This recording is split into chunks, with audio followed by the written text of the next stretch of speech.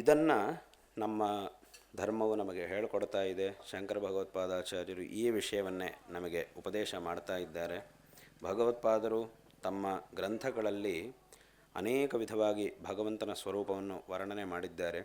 ಭಗವಂತನಿಗೆ ಆರಾಧನೆ ಮಾಡಬೇಕು ಅಂತಂದರೆ ಮೊದಲು ಭಗವಂತನ ಸ್ವರೂಪ ಏನು ಅನ್ನೋದನ್ನು ನಾವು ತಿಳ್ಕೊಳ್ಳಬೇಕು. ಭಗವಂತನ ಸ್ವರೂಪ ಏನು ಅನ್ನೋದನ್ನು ನಾವು ತಿಳ್ಕೊಳ್ಳಬೇಕು ಅಂತಂದರೆ ಮೊದಲಿಗೆ ನಾವು ನೋಡಬೇಕಾದದ್ದು ಉಪನಿಷತ್ತುಗಳನ್ನು. ಉಪನಿಷತ್ತುಗಳಲ್ಲಿ ಭಗವಂತನ ಸ್ವರೂಪದ ಬಗ್ಗೆ ವಿಸ್ತಾರವಾಗಿ ವರ್ಣನೆ ಮಾಡಿದ್ದಾರೆ. ಭಗವಂತನ ವಾಸ್ತವಿಕವಾದಂತಹ ಸ್ವರೂಪ ಪರಬ್ರಹ್ಮ ಸ್ವರೂಪ. ಆ ಪರಬ್ರಹ್ಮ ಎಂಬುದು ಸಚ್ಚಿದಾನಂದ ಸ್ವರೂಪವಾದದ್ದು ಮತ್ತು ಅದು ನಿರ್ಗುಣವಾದದ್ದು, ನಿರಾಕಾರವಾದಂತಹ ಪರಬ್ರಹ್ಮ ಸ್ವರೂಪಿ ಆಗಿದ್ದಾನೆ ಭಗವಂತ. ಅಂತಹ ಆ ನಿರ್ಗುಣವಾದ ನಿರಾಕಾರವಾದ ಚೈತನ್ಯವನ್ನು, ಪರಮಾತ್ಮ ಚೈತನ್ಯವನ್ನು ನಾವು ಉಪಾಸನೆ ಮಾಡಬೇಕು ಅಂತಂದರೆ ಅದೊಬ್ಬ ಸಾಮಾನ್ಯ ವ್ಯಕ್ತಿಯಿಂದ ಸಾಧ್ಯವಾಗುವುದಿಲ್ಲ. ಸಾಮಾನ್ಯ ವ್ಯಕ್ತಿ, ನಾವು ಯಾವುದಾದ್ರೂ ಒಂದು ವಿಷಯವನ್ನು ನೋಡಬೇಕು, ಒಂದು ವಸ್ತುವನ್ನು ನೋಡಬೇಕು, ಅದನ್ನು ತಿಳ್ಕೊಳ್ಳಬೇಕು ಅಂತಂದರೆ ಅದರೊಳಗೆ ಏನಾದರೂ ಒಂದು ಗುಣ ಇರಬೇಕು. ಒಂದು ಗುಣ ಇದ್ದರೆ ಮಾತ್ರ ಅದನ್ನು ನಾವು ತಿಳ್ಕೊಳ್ಳಿಕ್ಕಾಗುತ್ತೆ. ಗುಣ ಅಂತಂದ್ರೇನು? ರೂಪ, ರಸ, ಗಂಧ, ಸ್ಪರ್ಶ ಇತ್ಯಾದಿಗಳು. ಒಂದು ರೂಪ ಇದೆ ಅಂತಂದರೆ ಕಣ್ಣಿಂದ ನೋಡ್ಬೋದು. ಒಂದು ರಸ ಇದೆ ಅಂತಂದರೆ ಅದನ್ನು ನಾಲಿಗೆಯಿಂದ ತಿಳ್ಕೊಳ್ಬೋದು. ರಸವನ್ನು ಕಣ್ಣಿಂದ ನೋಡೋಕ್ಕಾಗೋದಿಲ್ಲ, ನಾಲಿಗೆಯಿಂದ ಅದನ್ನು ಆಸ್ವಾದನೆ ಮಾಡಬೇಕು. ಒಂದು ಶಬ್ದ ಇದೆ ಅಂತಂದರೆ ಅದನ್ನು ನಮ್ಮ ಕಿವಿಯಿಂದ ಕೇಳಬಹುದು. ಒಂದು ಸ್ಪರ್ಶ ಇದೆ ಅಂತಂದರೆ ಅದನ್ನು ನಮ್ಮ ತ್ವಗೀಂದ್ರಿಯದಿಂದ ತಿಳ್ಕೊಳ್ಳಬಹುದು. ಹಾಗೂ ಒಂದು ಗಂಧ ಅಂದರೆ ಒಂದು ವಾಸನೆ. ಒಂದು ಗಂಧ ಇದೆ ಅಂತಂದರೆ ಅದನ್ನು ನಮ್ಮ ಮೂಗಿನಿಂದ ಅದನ್ನು ನಾವು ತಿಳ್ಕೊಳ್ಳಬಹುದು.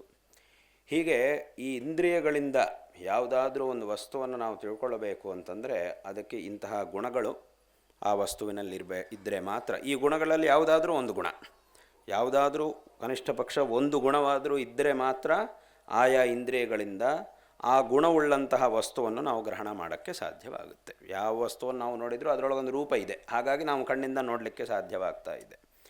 ಯಾವುದೇ ಒಂದು ರೂಪವೇ ಇಲ್ಲದೆ ಇರುವಂತಹ ವಸ್ತುವನ್ನು ಕಣ್ಣಿಂದ ನೋಡಬೇಕು ಅಂತಂದರೆ ಅದು ಸಾಧ್ಯವಾಗುವುದಿಲ್ಲ. ಗಾಳಿಯನ್ನು ನಾವು ಕಣ್ಣಿಂದ ನೋಡೋಕ್ಕಾಗೋದು, ಯಾಕಂದರೆ ಅದಕ್ಕೆ ರೂಪ ಇಲ್ಲ. ವಸ್ತು ಇದೆ, ಅದಕ್ಕೊಂದು ಸ್ಪರ್ಶ ಇದೆ, ಆದರೆ ಆ ಗಾಳಿಗೆ, ವಾಯುವಿಗೆ ರೂಪ ಇಲ್ಲ. ರೂಪ ಇಲ್ಲವಾದ್ರಿಂದ ನಮ್ಮ ಕಣ್ಣಿಗೆ ಅದು ಕಾಣುವುದಿಲ್ಲ. ಆದರೆ ಅದಕ್ಕೆ ಒಂದು ಸ್ಪರ್ಶ ಗುಣ ಇದೆ. ಆ ಸ್ಪರ್ಶ ಗುಣವಿರೋದ್ರಿಂದ ನಮ್ಮ ತ್ವಗೀಂದ್ರಿಯಕ್ಕೆ ಅದು ಗೊತ್ತಾಗ್ತದೆ. ಗಾಳಿ ಬೀಸ್ತಾ ಇದೆ ಅಂತಂದರೆ ನಾವು ಕಣ್ಣಿಂದ ನೋಡಿ ಹೇಳೋಕ್ಕಾಗೋದಿಲ್ಲ. ಗಾಳಿ ಬೀಸ್ತಿದೆಯಾ ಇಲ್ವಾ ಅನ್ನೋದನ್ನು ಕಣ್ಣಿಂದ ನೋಡಿ ಹೇಳೋಕ್ಕಾಗೋದಿಲ್ಲ. ಅದು ಸ್ಪರ್ಶ ನಮಗೆ ಗೊತ್ತಾದರೆ ಮಾತ್ರ ಈ ಜಾಗದಲ್ಲಿ ಗಾಳಿ ಬೀಸ್ತಾ ಇದೆ ಅಂತ ನಾವು ಹೇಳೋಕ್ಕೆ ಸಾಧ್ಯವಾಗುತ್ತೆ.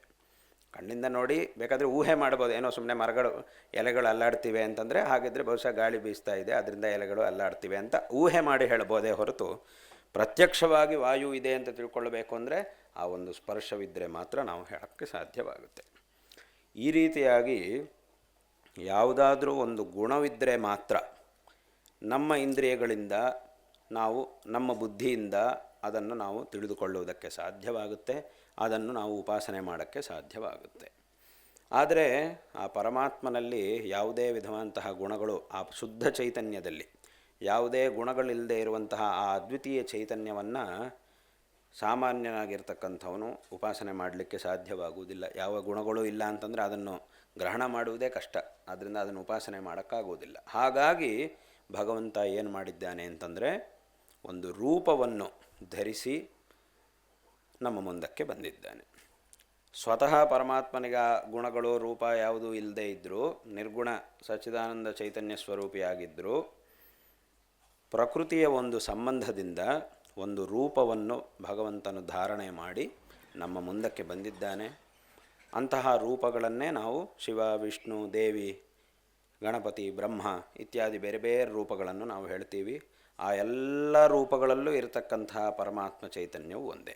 ಒಬ್ಬನೇ ಪರಮಾತ್ಮ ಅನೇಕ ವಿಧವಾದಂತಹ ರೂಪಗಳನ್ನು ಧರಿಸಿದ್ದಾನೆ. ಯಾಕೆ ಇಷ್ಟು ರೂಪಗಳನ್ನು ಧರಿಸಿದ್ದಾನೆ ಅಂತಂದರೆ ಆಯಾ ಸಂದರ್ಭಕ್ಕೆ ಬೇಕಾದಂತಹ ಕಾರ್ಯವನ್ನು ಮಾಡುವುದಕ್ಕಾಗಿ ಭಗವಂತ ಬೇರೆ ಬೇರೆ ರೀತಿಯಾದಂತಹ ರೂಪಗಳನ್ನು ಧಾರಣೆ ಮಾಡಿದ್ದಾನೆ. ಒಂದೊಂದು ಸಂದರ್ಭದಲ್ಲೂ ಒಂದೊಂದು ರೀತಿಯಾದಂತಹ ಕೆಲಸವನ್ನು ಮಾಡಬೇಕಾಗಿತ್ತು. ಆ ಕೆಲಸವನ್ನು ಮಾಡಲಿಕ್ಕೋಸ್ಕರ ಭಗವಂತ ಬೇರೆ ಬೇರೆ ರೂಪಗಳನ್ನು ಧರಿಸಿ ನಮ್ಮ ಮುಂದಕ್ಕೆ ಬಂದಿದ್ದಾನೆ. ಉದಾಹರಣೆಗೆ ರಾಮಾವತಾರ. ಭಗವಂತ ರಾಮನಾಗಿ ಯಾಕೆ ಅವತಾರ ಮಾಡಿದ್ದು ಅಂತಂದರೆ ರಾವಣನಿಗೆ ಅಂತಹ ಒಂದು ವರ ಇತ್ತು. ಅವನಿಗೇನು ವರ ಇತ್ತು ಅಂತಂದರೆ ನನಗೆ ಮನುಷ್ಯನಿಂದಲೇ ಮೃತ್ಯು ಬರಬೇಕು. ಅವನು ತುಂಬ ದೊಡ್ಡ ತಪಸ್ಸನ್ನು ಮಾಡಿದ, ಕಠೋರವಾದಂತಹ ತಪಸ್ಸನ್ನು ಮಾಡಿದ್ದ. ಅವನು ರಾಕ್ಷಸ ಆದರೂ ಅಷ್ಟು ದೊಡ್ಡ ತಪಸ್ಸನ್ನು ಮಾಡಿದ್ರಿಂದ ಅವನಿಗೆ ಫಲವನ್ನು ಕೊಡಲೇಬೇಕು. ನಿಜವಾಗಲೂ ಅವನು ಕಷ್ಟಪಟ್ಟು ತಪಸ್ಸು ಮಾಡಿದ್ದಾನೆ. ಅಷ್ಟು ದೊಡ್ಡ ತಪಸ್ಸನ್ನು ಮಾಡಿದ್ರಿಂದ ಅವನು ಕೇಳಿದ ವರವನ್ನು ಕೊಡಲೇಬೇಕಾಗಿ ಬಂತು. ಆ ಒಂದು ಅನಿವಾರ್ಯತೆ ಬಂತು. ಆದ್ದರಿಂದ ಅವನಿಗೆ ವರವನ್ನು ಕೊಡಬೇಕಾಯಿತು. ಅವನೇನು ವರವನ್ನು ಕೇಳಿದ ಅಂದರೆ, ನನಗೆ ಅವರಿಂದ, ದೇವತೆಗಳಿಂದ, ರಾಕ್ಷಸರಿಂದ, ಇಂಥ ಬೇರೆ ಯಾರಿಂದಲೂ ಮೃತ್ಯು ಬರಬಾರದು ಅಂತ ಕೇಳಿದ್ದ. ಅದರೊಳಗೆ ಒಂದು ಮನುಷ್ಯರನ್ನು ಮಾತ್ರ ಅವನು ಕೇಳುವುದು ಬಿಟ್ಟುಬಿಟ್ಟಿದ್ದ, ಕೇಳಲಿಲ್ಲ. ಯಾಕೆಂತಂದರೆ ಅವನಿಗೊಂದು ಮನುಷ್ಯರ ಮೇಲೆ ಒಂದು ತುಚ್ಛವಾದಂತಹ ಭಾವನೆ ಇತ್ತು. ಮನುಷ್ಯರು ಏನು ಮಾಡ್ತಾರೆ, ಅವರಿಗೇನು ಶಕ್ತಿ ಇದೆ, ಅವರು ನನ್ನನ್ನು ಏನು ಮಾಡಲಿಕ್ಕೆ ಸಾಧ್ಯ ಅನ್ನುವಂತಹ ಭಾವನೆ ಅವನಲ್ಲಿ ಇತ್ತಾದ್ದರಿಂದ ಅವನು ಅದನ್ನು ಮಾತ್ರ ಕೇಳುವುದು ಬಿಟ್ಟ. ದೇವತೆಗಳು, ರಾಕ್ಷಸರು, ಯಕ್ಷರು, ಕೆನ್ನರರು, ಗಂಧರ್ವರು ಅವ್ರು ಯಾರಿಂದ ಮೃತ್ಯು ಬರಬಾರದು ಅಂತೆಲ್ಲ ಕೇಳಿದ್ದ. ಆಯಿತು ಅಂತ ಅವನಿಗೆ ವರ ಕೊಟ್ಟರು. ಹಾಗಾಗಿ ಈಗ ಅವನನ್ನು ಸಂಹಾರ ಮಾಡಬೇಕು. ಸಂಹಾರ ಮಾಡಬೇಕು ಅಂದರೆ ಹೇಗೆ ಮಾಡಬೇಕು? ಮನುಷ್ಯನ ರೂಪದಲ್ಲಿ ಸಂಹಾರ ಮಾಡಬೇಕು.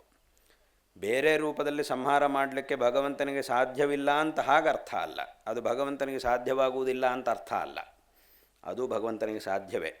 ಆದರೂ ತಾನು ಕೊಟ್ಟಂತಹ ವರ, ತಾನೇ ವರವನ್ನು ಕೊಟ್ಟು ಪುನಃ ತಾನೇ ಅದನ್ನು ಇದು ಮಾಡಿ ಆ ವರವನ್ನೇ ವಿರೋಧ ಮಾಡಿ ಅದಕ್ಕೆ ವಿರೋಧ ಬರುವ ಹಾಗೆ ನಡ್ಕೊಂಡ್ರೆ ಅದು ಸರಿಯಲ್ಲ. ಅದಕ್ಕೋಸ್ಕರ ಭಗವಂತ ಏನು ಮಾಡಿದ್ದಾನೆ, ರಾಮನಾಗೆ ಅವತಾರ ಮಾಡಿದ್ದಾನೆ, ಮನುಷ್ಯನಾಗೆ ಅವತಾರ ಮಾಡಿ ರಾವಣನ ಸಂಹಾರವನ್ನು ಮಾಡಿದ್ದಾನೆ. ಹಾಗಾಗಿ ಅವನ ಒಂದು ವರಕ್ಕೆ ತೊಂದರೆ ಆಗಬಾರದು, ವಿರೋಧ ಬರಬಾರದು ಅನ್ನುವುದಕ್ಕೋಸ್ಕರ ಭಗವಂತ ರಾಮನ ಅವತಾರವನ್ನು ಮಾಡಿದ್ದಾನೆ ಹೊರತು, ರಾಮಾವತಾರ ಮಾಡಿದ ತಕ್ಷಣ ರಾಮ ಅಂತ ಹೊಸದಾಗಿ ಇನ್ನೊಬ್ಬ ದೇವರು ಹುಟ್ಕೊಂಡು ಬಂದಿದ್ದಾನೆ ಅಂತ ಹಾಗೆ ಅರ್ಥ ಅಲ್ಲ. ಅಥವಾ ನರಸಿಂಹಾವತಾರ, ಅಲ್ಲೂ ಸಹ ಇದೇ ರೀತಿಯಾದಂತಹ ಒಂದು ವರ. ನರಸಿಂಹನಿಗೊಂದು ಹಿರಣ್ಯಕಶಿಪಿಗೊಂದು ವರ ಇತ್ತು. ಅವನು ಕಠೋರವಾದ ತಪಸ್ಸನ್ನು ಮಾಡಿದ, ಒಂದು ವರವನ್ನು ಪಡ್ಕೊಂಡಿದ್ದ. ಅವನು ಸಹ ನನಗೆ ಹೀಗೆ ಮೃತ್ಯು ಬರಬಾರದು, ಹಗಲು ಬರಬಾರದು, ರಾತ್ರಿ ಬರಬಾರದು, ಮನೆ ಒಳಗೆ ಬರಬಾರದು, ಹೊರಗೆ ಬರಬಾರದು. ಅವನೆಷ್ಟೆಲ್ಲ ತುಂಬ ಯೋಚನೆ ಮಾಡಿ ಎಷ್ಟು ಮಾರ್ಗಗಳಿವೆಯೋ ಒಬ್ಬನಿಗೆ ಮೃತ್ಯು ಬರಲಿಕ್ಕೆ, ಅದೆಲ್ಲವುದನ್ನು ಯೋಚನೆ ಮಾಡಿ ಆ ಎಲ್ಲ ಮಾರ್ಗಗಳಲ್ಲೂ ನನಗೆ ಮೃತ್ಯು ಬರಬಾರದು, ಅಲ್ಲಿಗೆ ಹೀಗೆಲ್ಲ ಕೇಳಿಬಿಟ್ರೆ ಅಲ್ಲಿಗೆಲ್ಲ ಕೇಳಿದಂಗೆ ಆಗೋಯ್ತು, ಇನ್ನು ನನಗೆ ಮರಣ ಬರಲಿಕ್ಕೆ ಸಾಧ್ಯವಿಲ್ಲ ಅಂತ ಅವನು ತಿಳ್ಕೊಂಡಿದ್ದ. ಹಾಗೆ ತಿಳ್ಕೊಂಡು ಕೇಳಿದ್ದ. ಆಯಿತು ಅಂತ ಅವನಿಗೆ ವರವನ್ನು ಕೊಡಲೇಬೇಕಾಗಿ ಬಂತು. ನನಗೆ ಮನುಷ್ಯರಿಂದ ಬರಬಾರದು, ಪ್ರಾಣಿಗಳಿಂದ ಮೃತ್ಯು ಬರಬಾರದು, ಒಳಗೆ ಬರಬಾರದು, ಹೊರಗೆ ಬರಬಾರದು, ಭೂಮಿ ಮೇಲೆ ಬರಬಾರದು, ಆಕಾಶದಲ್ಲಿ ಬರಬಾರದು, ಇಷ್ಟೆಲ್ಲ ಕೇಳಿದ್ದಾನೆ. ಸಾಮಾನ್ಯವಾಗಿ ಒಬ್ಬನಿಗೆ ಮೃತ್ಯು ಬರಬೇಕು ಅಂದರೆ ಇಷ್ಟರಲ್ಲೆಲ್ಲೋ ಒಂದು ಕಡೆ ಬರಬೇಕು. ಇದು ಯಾವುದರಿಂದಲೂ ನನಗೆ ಮೃತ್ಯು ಬರಬಾರದು ಅಂತ ವರವನ್ನು ಕೇಳ್ಕೊಂಡಿದ್ದ. ಆಯಿತು ಅಂತ ಅವನಿಗೆ ವರ ಕೊಟ್ಟರು. ಆದರೆ ಅದೆಲ್ಲವುದಕ್ಕಿಂತ ಮೇಲೆ ಇನ್ನೊಂದು ಮಾರ್ಗ ಇದೆ. ಅದು ಯಾವುದು ಅಂತಂದರೆ ಅದೇ ಭಗವಂತನ ನರಸಿಂಹಾವತಾರ. ನರಸಿಂಹಾವತಾರದಲ್ಲಿ ಭಗವಂತ ಏನು ಮಾಡಿದ್ದ ಅಂತಂದರೆ, ಸಾಯಂಕಾಲ ಸಂಧ್ಯಾಕಾಲದಲ್ಲಿ ಅವತಾರ ಮಾಡಿದ್ದ. ಸಂಧ್ಯಾಕಾಲ ಅಂದರೆ ಅದು ಹಗಲು ಅಲ್ಲ, ರಾತ್ರಿನೂ ಅಲ್ಲ. ಮತ್ತು ಅವನನ್ನು ಎಲ್ಲಿ ಸಂಹಾರ ಮಾಡಿದ್ದು ಅಂತಂದರೆ ಮನೆ ದ್ವಾರದಲ್ಲಿ. ದ್ವಾರ ಅಂತಂದರೆ ಅದು ಒಳಗೂ ಅಲ್ಲ, ಹೊರಗೂ ಅಲ್ಲ, ಅಲ್ಲಿ ಸಂಹಾರ ಮಾಡಿದ್ದು. ಹಾಗೆ ಆ ನರಸಿಂಹನ ರೂಪದಲ್ಲಿ, ನರಸಿಂಹನ ರೂಪ ಅಂದರೆ ಅದು ಮನುಷ್ಯನ ರೂಪವಲ್ಲ, ಪ್ರಾಣಿಯ ರೂಪವೂ ಅಲ್ಲ, ಅಂಥ ಒಂದು ರೂಪದಲ್ಲಿ ಬಂದಿದ್ದು. ಹಾಗೆ ತನ್ನ ತೊಡೆ ಮೇಲೆ ಕೂರಿಸಿಕೊಂಡು ಅವನನ್ನು ಮಲಗಿಸಿ ಅವನನ್ನು ಸಂಹಾರವನ್ನು ಮಾಡಿದ್ದ. ತೊಡೆ ಅಂತಂದರೆ ಅದು ಭೂಮಿನೂ ಅಲ್ಲ, ಆಕಾಶವೂ ಅಲ್ಲ. ಈ ರೀತಿಯಾಗಿ ಅದು ನೆಲವೂ ಅಲ್ಲ, ಆಕಾಶವೂ ಅಲ್ಲ. ಈ ರೀತಿಯಾಗಿ ಭಗವಂತ ಅವನ ಸಂಹಾರವನ್ನು ಮಾಡಿದ್ದಾನೆ. ಹಾಗಾಗಿ ಅಲ್ಲಿಗೀಗ ನರಸಿಂಹನ ಅವತಾರದಲ್ಲಿ ಭಗವಂತ ಬಂದಿದ್ದಾನೆ ಅಂದ ತಕ್ಷಣ ಹೊಸದಾಗಿ ಇನ್ನೊಬ್ಬರು ದೇವರು ಹುಟ್ಕೊಂಡು ಬಂದರು. ಈಗ ರಾಮ ಬೇರೆ, ನರಸಿಂಹ ಬೇರೆ, ಇವರು ದೊಡ್ಡವರು, ಅವರು ದೊಡ್ಡವರು, ಇವರು ಚಿಕ್ಕವರು, ಈ ಎಲ್ಲ ಭಾವನೆಗಳಿಗೆ ಅವಕಾಶ ಇಲ್ಲ, ಎಲ್ಲ ವಿಚಾರಗಳಿಗೆ ಅವಕಾಶ ಇಲ್ಲ. ಅಲ್ಲಿ ಒಬ್ಬನೇ ಭಗವಂತ ಇಷ್ಟು ರೂಪಗಳನ್ನು ಧಾರಣೆ ಮಾಡಿ ಆಯಾ